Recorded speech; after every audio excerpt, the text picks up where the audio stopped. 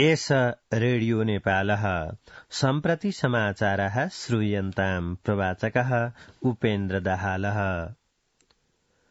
प्रधानमन्त्री पुष्पकमल दाहाल प्रचण्डः कोप 28 नामधेये जलवायु परिवर्तन सम्बद्धस्य संयुक्त राष्ट्र संघीय संरचना महासन्देह 28 सम्मेलने भागं ग्रहीतुं नेपाली प्रतिनिधिमण्डलस्य नेतृत्वं विदधानः ह्यः संयुक्त अरब इमिरेट्स देशस्य दुबई स्थानं प्रातिष्ठत।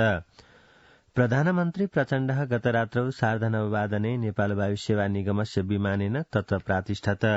कोप 28 सम्मेलनम् अद्यतः इतन्मासस्य 26 दिवसं यावत् दुबई स्थाने सम्पद्यमानं वर्तते।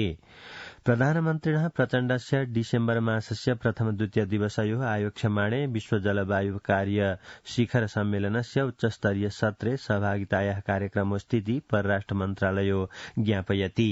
प्रधानमन्त्री प्रचण्डः डिसेम्बर मासस्य द्वितीय दिवसे तस्मिन् उच्चस्तरीय सत्रे नेपालस्य पक्षतः सम्बोधयितेति मन्त्रालयोऽसौ सूचयति। प्रधानमन्त्रिणः प्रचण्डस्य संयुक्त अरब इमिरेट्स देशस्य 52 संघीय दिवस समारोहे जायद सस्टेनेबिलिटी प्राइज अवार्ड नामधेये सम्मान पुरस्कार सम्बद्ध समारोहे च सहभागितायाः कार्यक्रमो वर्तते। प्रधानमन्त्रिणः प्रचण्डस्य उच्चस्तरीय सत्रस्य अवसरे सम्मेलने सहभागिनां राष्ट्राणां राष्ट्र सर्वकार प्रमुखैः अन्याभिः उच्चपदस्थाभिः व्यक्तिभिश्च सह द्विपक्षीय मेलवार्तायाः कार्यक्रमोस्थिति परराष्ट्र मन्त्रालयः सूचयति। प्रधानमन्त्री प्रचण्डः अबुधाबी स्थितस्य नेपाली राजदूतावासस्य भ्रमणं विधाय नेपाली समुदायेन सह अन्तर्क्रियां नेपाल संयुक्त अरब इमिरेट्स व्यापार शिखर सम्मेलने सम्बोधनं च विधास्यति। प्रधानमन्त्रिणः प्रचण्डस्य नेतृत्वस्य प्रतिनिधिमण्डले एतदीया पुत्री गंगा दाहाल, वन वातावरण मन्त्री डाक्टर वीरेन्द्र प्रसाद महतो, नेपाल सर्वकारस्य अन्य वरिष्ठाधिकारिणश्च सहभागिनः वर्तन्ते। प्रधानमन्त्री प्रचण्ड भ्रमणं प्रपूर्य अस्यैव मासस्य 17 दिवसे रविवासरे स्वदेशं प्रत्यागन्ता। कोप 28 सम्मेलने सहभागितायै दुबई स्थानाय प्रस्थानात् प्राग राष्ट्रपतिना रामचन्द्र पौडेलेन सह प्रधानमन्त्रिणा पुष्पकमल दाहाल प्रचण्डेन मेलवार्ता विहिता आसीत्। शीतल निवासवर्तिनी राष्ट्रपति भवने सम्पन्ने मेलने राष्ट्रपतिः पौडेलः सम्मेलने जलवायु परिवर्तनस्य, हिमालयस्य चुरेक्षेत्रस्य च संरक्षणस्य च विषययोः प्राथमिकतया विश्वसमुदायस्य ध्यानाकर्षणं विधातुं ततो नेपालेन लाभग्रहणात्मिकीं परिस्थितिं स्रष्टुं च प्रधानमन्त्रिणं प्रचण्डं परामर्शदिति राष्ट्रपतेः सञ्चार परामर्शदाता किरण पोखरेलः अज्ञापयत्।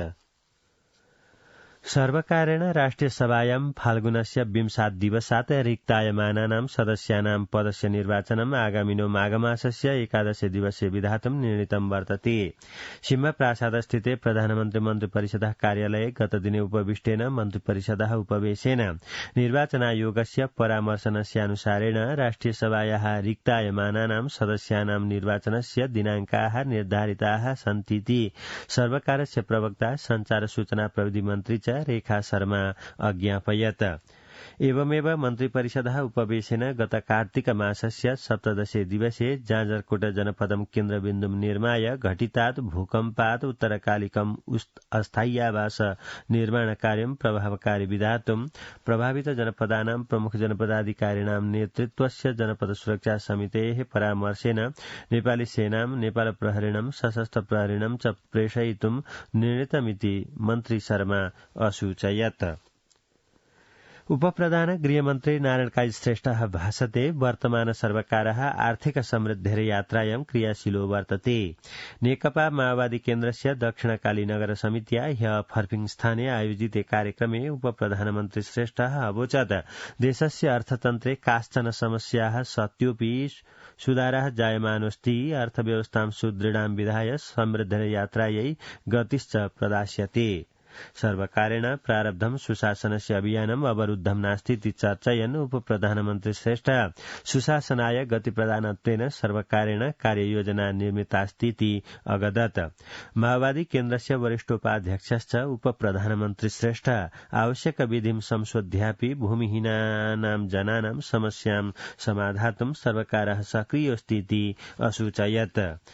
एवमेव दक्षिणकाली नगरपालिकायाः नववडा क्षेत्रे ओशो धारासंघ नेपालेन निर्मितस्य ओशो कैलाश हिमालय धाम ध्यान केन्द्रस्य उद्घाटन समारोहे उपप्रधानमन्त्री श्रेष्ठः पश्चात्तन समये प्रतिकूलावस्थायाः वर्धनस्य सन्दर्भे अनुकूलचिन्तनम् अभिवर्धयितुं ध्यानकेन्द्रेण सहयोगः विधीयते इति विश्वासं व्यक्तवान्। परराष्ट्रमन्त्री एनपी साउदे इजरायल देशे विद्रोहिणः हमास समूहस्य नियन्त्रणे विद्यमानस्य नेपाली नागरिकस्य विपिन जोशिनः उन्मोचनाय प्रयत्नार्थम् अस्यैव मार्गशीर्षमासस्य 23 दिवसे कतार देशं गन्ता। इतः पूर्वम् एतन्मासस्य 8 दिवसे परराष्ट्रमन्त्रिणा साउद इत्यनेन कतार देशस्य विदेश राज्यमन्त्री सुल्तान बिन साउद अल मुखैरी मन्त्रालये सम्पन्ने मेलने जोशिनो मुक्तये प्रयत्नार्थम् अनुरुद्धः आसीत्। तदुत्तरे कतार देशीयो विदेश राज्यमन्त्रिणा मुखैरी इत्यनेन जोशिनः उन्मोचनाय यथाशीघ्रं सहयोगो विधास्यते इति आश्वासनं दत्तमासीत्। कतार देशस्य भ्रमणस्य क्रमे परराष्ट्रमन्त्री साउद दोहा 21 मञ्चेऽपि सहभागी भविष्यतीति एतदीय सचिवालयो ज्ञापयति। संचार सूचना प्रविधि मन्त्री रेखा शर्मा गदती रेडियो नेपालस्य सर्जकानाञ्च मध्ये विद्यमानां समस्यां समाधातुं सर्वकारः तत्परो वर्तते। सीमाप्रासादवर्तिनी रेडियो नेपाले ह्य आयोजितायां गीतसंगीते रेडियो नेपालश्चेति विषयिण्याम् अन्तर्क्रियायां मन्त्री शर्मा रेडियो नेपालस्य राज्यस्य च पक्षतः विधातव्ये स्रष्टीणां सम्माने कथं विधापि न्यूनता न भवतीति स्पष्टीकृतवती। संचार मन्त्री शर्मा गीत संगीत संचार क्षेत्रे रेडियो नेपालस्य भूमिका महत्वपूर्णा अस्ति। रेडियो नेपालेन आत्मानं परिष्कृत्य अग्रे गमनम् आवश्यकं वर्तते इति च प्रावोचत्। मन्त्री शर्मा वैधानिकीः व्यावहारिकीश्च बाधाः निरसयितुं सर्वकारः सदैव अनुकूलोऽस्तीति उदयरयत्।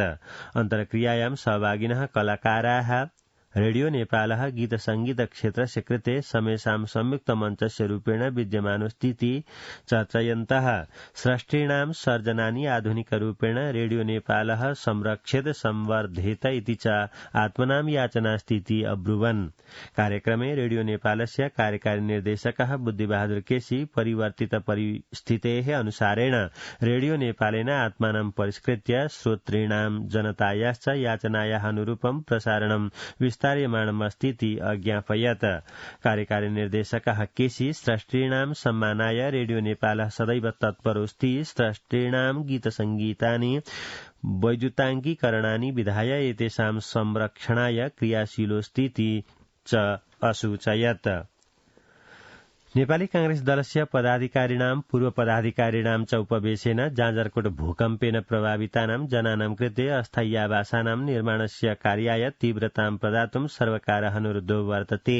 दलसभापते शेरबहादुर धुम्बाराहीवर्तिनी निवासे ह्य उपविष्टेन उपवेशेन भूकम्प प्रभावितानां कृते सर्वकारेण प्रदीयमानं सहयोगवित्तम् एकमुष्टरूपेण शीघ्रं प्रदातुं सर्वकारः अनुरुद्धः इति उपवेशस्य पश्चात् नेपाली कांग्रेस दलस्य प्रवक्ता अर्थमन्त्री च डाक्टर प्रकाश शरण महत अज्ञापयत्।